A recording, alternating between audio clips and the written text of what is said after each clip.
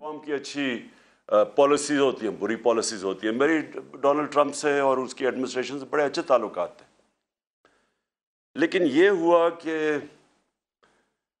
बदकिस्मती से उनको आदत पड़ी हुई है पाकिस्तान की, अमेरिकन्स की मैं बात कर रहा हूँ, कि वहाँ वो जो भी पाकिस्तान से बात मनवानी हो हुक्म होता था और यहाँ सलूट मारा जाता था और उनकी हर उनकी ख्वाहिश पूरी की जाती थी। इतनी बुरी चीज़ ना हो, लेकिन अगर उनके हुक्म मानने में हमारे पाकिस्तानी कुर्बान होते हैं, मेरा इधर इनके साथ प्रॉब्लम है। मैं वॉर ऑन टेरर के अगेंस्ट क्यों मैं इसके एक आवाज़ बोलता रहा, आपको पता है 15 साल मैं इसकी मुखालफत करता रहा और अफगानिस्तान में भी ये कहता गया कि कभी भी यहाँ मिलिट्री सोल्यूशन नहीं है। तो मैं इसलिए कह रहा था कि हमारे एक सरबराह ने एक धमकी के ऊपर पाकिस्तान को उनकी जंग के अंदर शामिल कर दिया और उससे हमारे लोगों को जो नुकसान हुआ, और आप यूरोप में और इंग्लैंड में, मुझे पूरा पता है कि क्योंकि मेरा आना जाना ओवरसीज़ पाकिस्तानी के साथ और इंटरेक्शन बहुत ज़्यादा रहा है। पहले क्रिकेट की वजह से ओवरसीज़ पाकिस्तानी को मैं बेहतर जानता था, क्योंकि जिधर मैं मैच खेलता था हमारे पाकिस्तानी आते थे, ज़रूर अपनी टीम को बैक करते थे। और उसके बाद शौकत खानम कैंसर हॉस्पिटल बनना ही नहीं था अगर आप ओवरसीज़ पाकिस्तानीज़ मेरी मदद ना करते। और इसके लिए मुझे फिर जिधर भी पाकिस्तानी कम्युनिटीज़ थी उनसे मेरा इंटरेक्शन हुआ। तो जब ये वॉर ऑन टेरर हुई, पहले तो पाकिस्तान का ना लेना ना देना 9/11 से, हमें उसके अंदर धमकी के ऊपर वो वर्ड जनरल मुशर्रफ ने अपनी किताब में लिखा है कि उसने उनका आर्मिट्रेज, उनका कोई जो भी था, उसने धमकी दी कि we will bomb you into stone age. Pressure नहीं ले सका, एक धमकी में मुल्क को शामिल करवा दिया उस जंग में, और फिर हम गिरते ही गए, डिमांड्स उनकी बढ़ती गई। पहले तो कहा था लॉजिस्टिकल सपोर्ट देनी है, फिर हमने पूरी अपनी उनके कहने पे फ़ौज भिजवा दी कबायली इलाके में, और उसके बाद जो फिर पाकिस्तान में हुआ, आप याद रखें कबायली इलाके से सारी अफ़गान जहाद लड़ी गई थी। जब हमने उनकी पहले मदद की थी सोवियत यूनियन के अगेंस्ट, तो सारी जहाद कबायली इलाके से लड़ी गई थी। तो कबायली इलाके के लोगों को हमने कहा था कि जहाद बहुत अच्छी चीज़ है, जब एक हमारे हमसाए मुल्क में फ़ॉरेन ऑक्यूपेशन हुई तो इसके ख़िलाफ़ लड़ना जहाद है। अब जब अमेरिकन वहाँ पहुँच गए तो अब हम उन्हीं लोगों को कह रहे हैं कि उनके ख़िलाफ़ जहाद थी, सोवियट्स के ख़िलाफ़ अब दहशतगर्दी है। उसका नतीजा क्या हुआ? क्या वो रोबोट्स तो नहीं थे? उनको हमने पहले जहाद के लिए तैयार किया और अब हम कह रहे हैं कि ये टेररिज्म है, वो हमारे ख़िलाफ़ हो गए। और पाकिस्तान ने सबसे भारी कीमत अदा की अमेरिका की वॉर ऑन टेरर में शिरकत करने की। बाकी नेटो अलाइज भी थे, किसी कोई, यानी सारे नेटो अलाइज और अमेरिकन जितने फ़ौजी इसके अंदर मारे गए वॉर ऑन टेरर में, अफ़गानिस्तान और अफ़गानिस्तान में, उन सारों को सबको इकट्ठा भी कर लो तो उससे 3 गुना ज़्यादा पाकिस्तानी फ़ौजी मारे गए, हमारे फ़ौजी शहीद हुए, और 80,000 पाकिस्तानी जाने गई, मुल्क तबाह हो गया। तो मेरा सारा कंटेंशन ये थी कि हमारी फ़ॉरेन पॉलिसी होनी चाहिए पाकिस्तानियों के लिए, हमारी बेहतरी के लिए। हमें अपने मुल्क को कुर्बान नहीं करना चाहिए किसी और की फ़ॉरेन पॉलिसी ऑब्जेक्टिव्स के लिए। यहाँ प्रॉब्लम शुरू हो गया। तो फिर चाइना के ऊपर भी हम चाहते, हमारा नेबर है, हमारे अच्छे ताल्लुकात हैं, हम चाहते थे कि आगे राइजिंग पावर है, हमारा इंटरेस्ट है कि हमारे उनसे अच्छे ताल्लुकात हों। उधर भी प्रॉब्लम आया, और फिर रूस में जब इनविटेशन मिला तो अब हम क्यों चाह रहे थे, हमारा तो बड़ी पहले से कोशिश हो रही थी कि रशिया हमारे साथ ताल्लुकात अच्छे हो, क्योंकि कोल्ड वॉर के बाद हमारे, और जो हमने अमेरिका का साथ दिया सोवियट्स के अगेंस्ट अफ़गानिस्तान में, तो हमारे तो ताल्लुकात कभी भी ठीक नहीं थे। तो ये पहली दफ़ा हमने कोशिश की, क्योंकि हमें बड़ा फ़ायदा है, ख़ास तौर पे गैस का आगे, और हमारी पहले से हुकूमतें ये गैस पाइपलाइन की बात कर रही थी और यहाँ गैस ख़त्म होती जा रही है। और दूसरा फिर हमने गंदम इंपोर्ट करनी थी उनसे, और वहाँ हमने उनसे तय किया कि तेल 30% कम कीमत पे हमें तेल मिल रहा था। तो हमने उनसे नेगोशिएट करना था अपने लोगों की बेहतरी के लिए। हिंदुस्तान ने नेगोशिएट किया और सस्ता तेल मंगवा रहा है रूस से, جبکہ ہندوستان کی اسٹریٹجک الائنس ہے امریکہ کے ساتھ. تو اس کے اوپر وہ ناراض ہو گئے. اور پھر جب بیسز کی بات آئی کہ جی افغانستان آپ جب ایویکویٹ کیا تو ہم آگے جو بیسز ہوں ہم یہاں سے اگر کوئی ٹیررزم افغانستان میں تو کنڈکٹ کیا جائے, بالکل ان ایکسیپٹیبل ہے. ہم پہلے 80,000 لوگ مروا بیٹھے, کسی نے اپریشیٹ نہیں کیا, بلکہ افغانستان کو کئی ان کے پولیٹیشنز نے بلیم کیا کہ پاکستان کی وجہ سے ہم افغانستان میں کامیاب نہیں ہوئے. یعنی اتنا بڑا جھوٹ کہ ہماری وجہ سے کامیاب نہیں ہوئے. تو پہلے ہمیں بلیم بھی کیا, ہمارا اپریشیٹ بھی نہیں کیا, ہمارے ملک کی بھی تباہی ہو گئی, قبائلی علاقہ اجڑ گیا, اور اب کہہ رہے ہیں کہ پھر سے ہمیں بیسس. تو میں نے تو کبھی نہیں ماننا تھا. ادھر سے پرابلم شروع ہوئے, اور اس کے بعد وہاں سے یہ سازش تیار ہوئی. یہاں مل گئے ہمارے میر جعفر اور میر صادق. انہوں نے پوری طرح ان کے ساتھ یہ گیم پلان بن گیا. یہ مجھے اس کا انڈیکیشن ہو گئی تھی پچھلی جولائی کے اندر, جولائی اگست میں میں سمجھ گیا تھا کہ کچھ ہو رہا ہے. اور پھر یہ یہاں سے ان کے ساتھ مل کے یہاں پھر ان کے ساتھ یہ جو ہمارے پولیٹیکل یہ جو 30 سال سے اس ملک کے اوپر بیٹھے ہوئے تھے چوری کرتے ہوئے, جن کے اوپر کرپشن کیسز تھے, جو عدالتوں میں ڈریگ کیے گئے, اور یہ بھی منصوبے کے تحت ان کو کنوکٹ نہیں کیا گیا. یہاں بھی طاقتور فورسز بیٹھی ہوئی تھی جو کہ ان کو کنوکٹ نہیں ہونے دے رہے تھے, کیونکہ ان کے پاس ان کو تو اوپن اینڈ شٹ کیسز ہے, اور 95% کیسز ہمارے سے پہلے کے بنائے ہوئے ہیں ان کے اوپر. تو ان کے یہ یہاں مل کے ہمیں پتہ کیسے چلا, امریکن ایمبیسی میں ان کی فریکوینسی بڑھ گئی ان سے ملنے اپوزیشن پولیٹیشن سے, ہمیں وہ ساری انڈیکیشن تھی. اور پھر جو ہمارے 4-5 جو تھے بیک بینچر جو خوش نہیں تھے ہماری پارٹی سے, ان کو امریکن ایمبیسی بلا کے میٹنگز کرنی شروع کر دی. اب دیکھیں ایمبیسیز کا کام تو فارن پالیسی ہوتا ہے, ان کا کیا کام ہے کہ ہمارے ڈسیڈنٹس جو کہ خوش نہیں ہیں ان سے میٹنگ شروع کر دی. اور انہوں نے جب یہ پھر یہاں جب نو کانفیڈنس ہوا تو سب سے پہلے ان لوگوں نے جا کے لوگوں کو, ہمارے لوگوں کو خریدا اور توڑا, اور یہ گو بٹوین بنے جنہوں نے امریکن ایمبیسیز میں جا کے میٹنگز کی ان کے ساتھ. تو اس کے بعد کیا ہوا, 7 مارچ کو ہمارے ایمبیسڈر کو بلاتے ہیں, اس کو ایک ڈونلڈ لو, ایک انڈر سیکرٹری آف اسٹیٹ, وہ جا کے دھمکی دیتا ہے. اور میں یہ آپ صرف کہنا چاہتا ہوں کہ کتنی بڑی توہین ہے 22 کروڑ لوگوں کی, کہ امریکن آفیشل جا کے ہمارے ایمبیسڈر کو کہتا ہے کہ اگر تم نے عمران خان کو اس میں کامیاب ہونے دیا, یہ جو نو کانفیڈنس پوشن ہے, اگر یہ کامیاب ہوگی اور اگر یہ کامیاب ہو گئی اور عمران خان ہٹ گیا تو پاکستان کو معافی دے دی جائے گی. کس چیز کی معافی ابھی نہیں پتا, کیا ہم نے جرم کیا ہے اس کا نہیں پتا, لیکن معافی دے دی جائے گی. لیکن اگر عمران خان بچ گیا تو پاکستان کے لیے کانسیکوینسز ہوں گے. ڈائریکٹ نام لے کے ہمارے ایمبیسڈر کو کہہ رہا ہے. اور یہ سوچ لیں کہ میں وہ فارن آفس میں ہے, میں ہوں پرائم منسٹر, تو یہ کس کو دھمکی دے رہا تھا وہ, اور اگلے دن جس کو بھی دھمکی دی اگلے دن نو کانفیڈنس موشن ٹیبل ہو جاتی ہے پارلیمنٹ میں. اور اس کے بعد یہ سارے ہمارے لوگ بھی یہ جو لوٹے ہیں یہ جا کے بکنا شروع ہو جاتے ہیں سندھ ہاؤس میں, اور ہمارے الائز بھی ایک دم پیچھے ہٹ جاتے.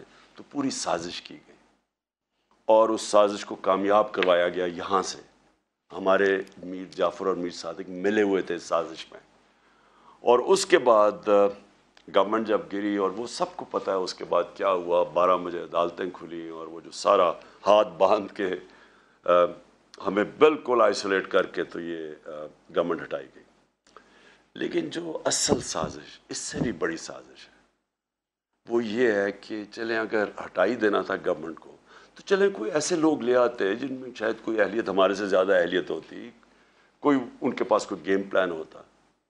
پاکستان کا کرپٹ ترین مافیے کو ہمارے ملک کے اوپر مسلط کر دیا.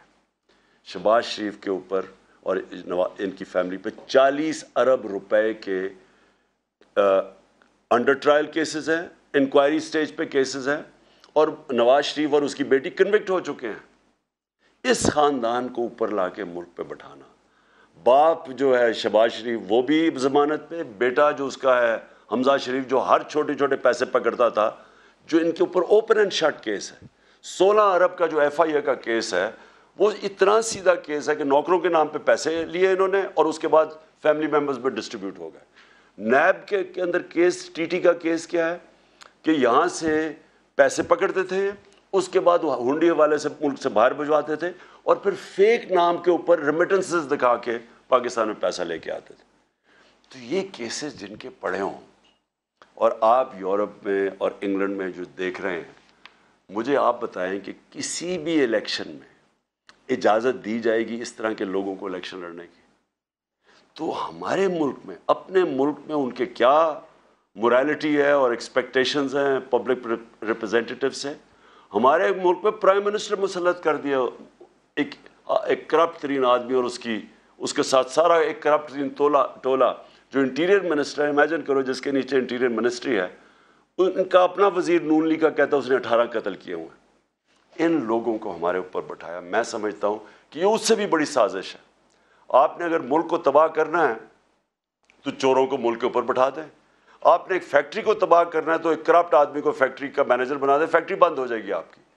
تو ملک جس کے 22 کروڑ کا ملک، اس کے اوپر ان لوگوں کو بٹھانا، میں سمجھتا ہوں کہ یہ صرف یہی نہیں کہ ہمارے خلاف سازش ہے ملک کی فیوچر کے لیے، بٹ یہ توہین بھی ہے ہماری۔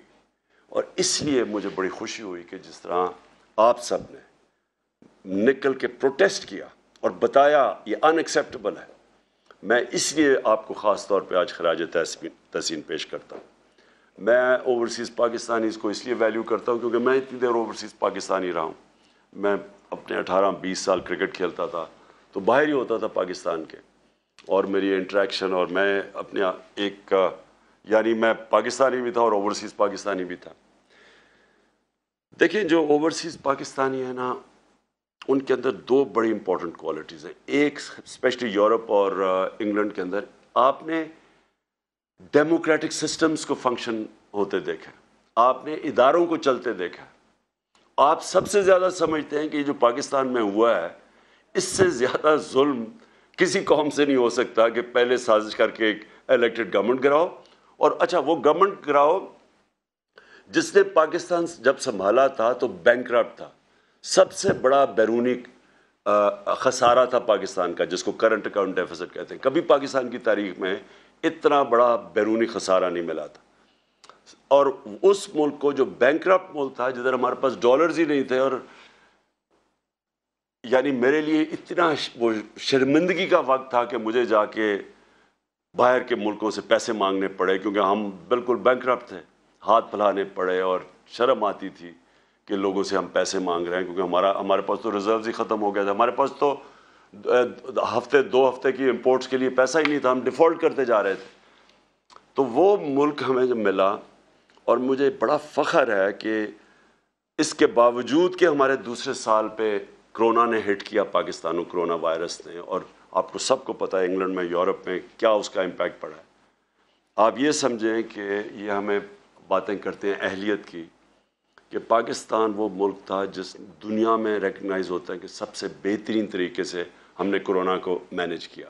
ہم نے اپنی اکانومی بچائی، اپنے غریب لوگ بچائے، اور پھر لوگوں کو کرونا سے بچایا۔ آپ یہ سوچیں کہ ہمارے ٹوٹل 31,000 لوگ بدقسمتی سے جو کرونا کے اندر گئے، ہندوستان میں جو لیٹسٹ ان کی اب جو فگرز، ریوائز فگرز آ رہی ہیں، 50 لاکھ سے اوپر لوگ ان کے مرے، 50 لاکھ سے اوپر، 50 لاکھ سے کوئی یعنی 55 لاکھ تک ان کے لوگ مرے، جو لیٹسٹ فگرز ابھی آ رہی ہیں اسی دور، اور ان کی اکانومی 7% گرو کر رہی تھی، -7 پہ چلی گئی۔ ہماری اکانومی تھی 0.2% پہ، اور ہم نے جس طرح کرونا ہینڈل کیا، ہماری تیسرے سال میں 5.6% گروتھ ریٹ تھی جو IMF نے لے کے آئے، تو 0.2 سے اوپر اکانومی بھی بچی، ہم نے اپنی انڈسٹری کو بوسٹ دیا، ہماری ریکارڈ ایکسپورٹس تھی، ہماری ریکارڈ ریمیٹنسز آپ کی وجہ سے، کیونکہ ہم نے کوشش پوری کی کہ اوورسیز پاکستانیوں کو انکریج کریں کہ بینکنگ چینل سے 31 ارب ڈالر کی پاکستان میں ریمیٹنسز آئیں جو ریکارڈ ہے۔ ہمارا جو ڈیجیٹل روشن ڈیجیٹل پاکستان تھا، اس سے آپ نے اس کے ذریعے اٹریکٹ کیا ہم نے پیسے. ہماری ٹیکس کلیکشن پاکستان کی تاریخ کی ریکارڈ تھی. ہماری جو 5 فصلیں تھیں اور خاص طور پر جو 4 بڑی فصلیں، اس میں پاکستان کی تاریخ میں ریکارڈ پروڈکشن ہوئی، سب سے زیادہ پیداوار ہوئی، کیونکہ ہم نے کسانوں کی مدد کی، ان کو ٹھیک ٹائم میں پیسے دیے، ان کو صحیح قیمت لگائی اپنی فصلوں کی. کبھی اتنا پیسہ ہمارے کسانوں کے پاس نہیں کیا جو 60% پاکستان ہے. اور ہماری جو کارپوریٹ پروفٹس تھے وہ ریکارڈ ہوئے. یعنی ملک کو تب انہوں نے ہماری گورنمنٹ گرائی جب اصل میں ملک سارا IMF کہہ رہا ہے سسٹینیبل گروتھ کے اوپر چلا گیا تھا. یہ بھی سازش تھی. ان کو خطرہ تھا کہ اگر اور جس طرح ہمارے سارے پلانز آگے جا رہے تھے، فیوچر لانگ ٹرم پلاننگ، ان کو ڈر یہ تھا کہ اب اس کے بعد سارے مشکل وقت سے تو ہم نکل چکے تھے، تب انہوں نے گورنمنٹ گرائی. اب میں آپ کو جو سازش کا بریف طریقہ بتاؤں کہ یہ جب باہر سے سازش کرتے ہیں یہ کرتے کیا.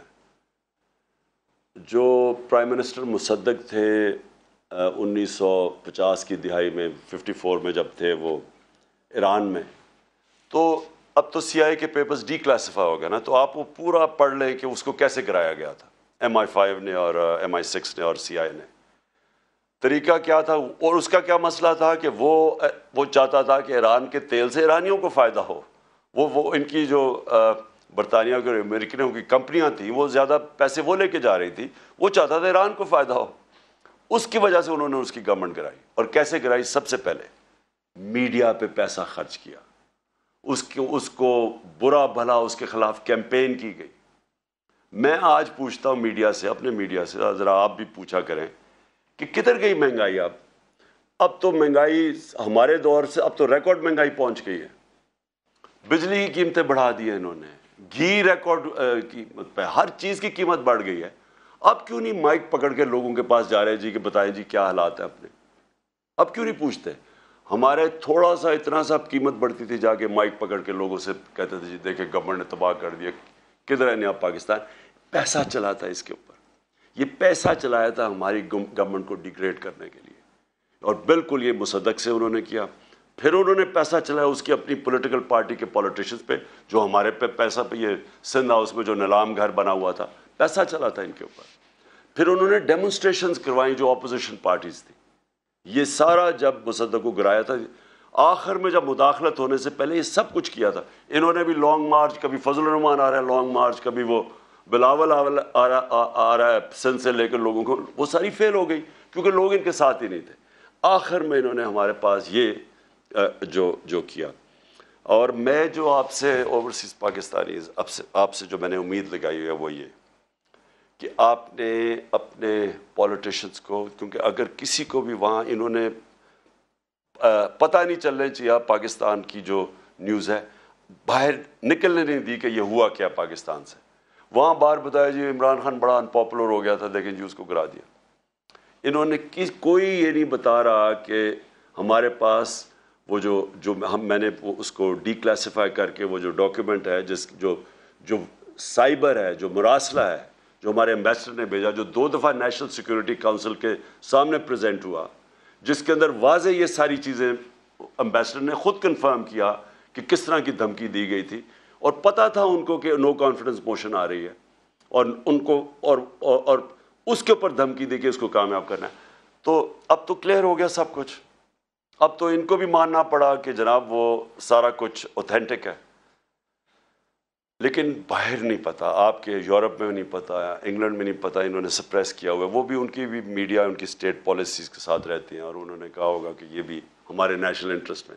لیکن آپ کو کم از کم یہ پوچھنا چاہیے اپنے پولیٹیشین سے، لوگوں کو لکھنا چاہیے، لیٹر لکھنا چاہیے کہ یہ جو ہوا ہے یہ کیا یہ آپ الاؤ کریں گے اپنے ملک میں؟ کیا ہندوستان میں آپ کریں گے؟ یہ ایک 22 کروڑ لوگوں کے ملک میں یہ جو انہوں نے کیا ہے، کم از کم آپ کو letter to the editors campaign, اب تو سوشل میڈیا کیمپین آپ کر سکتے ہیں.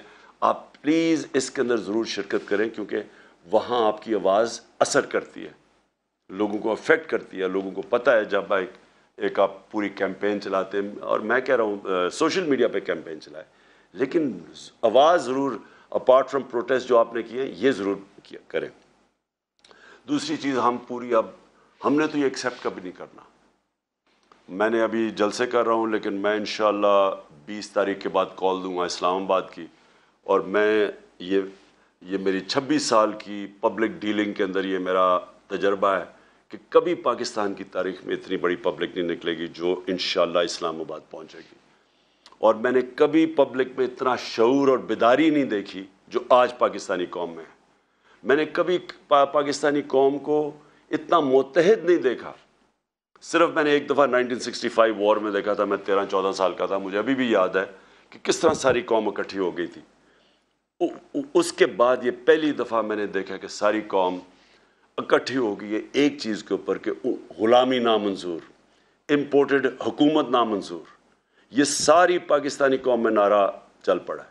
انہوں نے اتنی بے شرمی کی کہ وہاں ان کو آوازیں لگ گئیں جا کے مدینہ کے اندر, اور ہمارے اوپر کیسز کر دیے, بلاسفمی کیسز کر دیے. سوچے کہ ان کو شرم نہیں آتی کہ اس کے اوپر ہمارا یہاں شب دعا ہو رہی تھی, ہمیں پتہ ہی نہیں ہے کہ یہ پہنچے ہوئے مدینہ, اور اس وقت انہوں نے ہمارے اوپر کیسز کیا اور شیخ رشید کے بھتیجے کو انہوں نے پکڑ کے جیل میں ڈال دیے.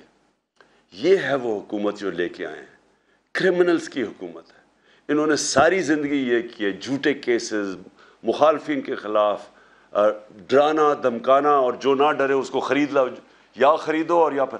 تو انہوں نے وہ جو کیسز کیے, میری ایک کنٹینشن ہے کہ دنیا کے کسی حصے میں جدھر پاکستانی ہے یہ حکومت کے لوگ چلیں, ان کو 2 نعرے لگیں گے ہر جگہ, غدار اور چور, کہیں بھی یہ چلے جائیں, کیونکہ اس وقت قوم میں کنسنسس ہو چکا ہے اس چیز کا. اور اس لیے میں نے صرف میں لوگوں کو ایک پرامن احتجاج ہوگا ہمارا اسلام آباد میں ہم کبھی نہیں چاہتے کہ کسی قسم کا انتشار ہو, بلکہ ہم فیملیز کو بھی بلا رہے ہیں. ہم چاہ رہے ہیں سب اس پہ شرکت کریں اس احتجاج میں, اور صرف لوگوں کے سامنے, قوم کے سامنے, انٹرنیشنل میڈیا کے سامنے, اور یہ جو غدار ہیں ان کے سامنے اور اداروں کے سامنے, پبلک آگے, پبلک کا ان کو پتہ چلے کہ یہ قوم کھڑی کدھر ہے, تاکہ ان کو پبلک کا زور پتہ چلے کہ اس وقت قوم کدھر کھڑی ہے. جو میرا پاکستان کی ساری زندگی کا تجربہ وہ یہ کہ ہماری جو اشرفیہ ہے, ہماری جو رولنگ ایلیٹ ہے, وہ بدقسمتی سے کرپٹ بھی ہے, سافٹ بھی ہے, غلام بھی ہے. وہ سمجھتے ہیں کہ جناب امریکہ کے بغیر ہم گزارا نہیں کر سکتے. ہم نے تو کبھی نہیں کہا کہ امریکہ کے خلاف ہو, ہم نے تو کبھی اینٹی امریکن بات نہیں کی, لیکن ہم نے یہ کہا ہے کہ غلامی نامنظور. ہم دوستی کرنا چاہتے ہیں, غلامی نہیں کرنا چاہتے, اور یہ ساری قوم کی آواز ہے آج, کیونکہ قوم ہماری مضبوط ہے.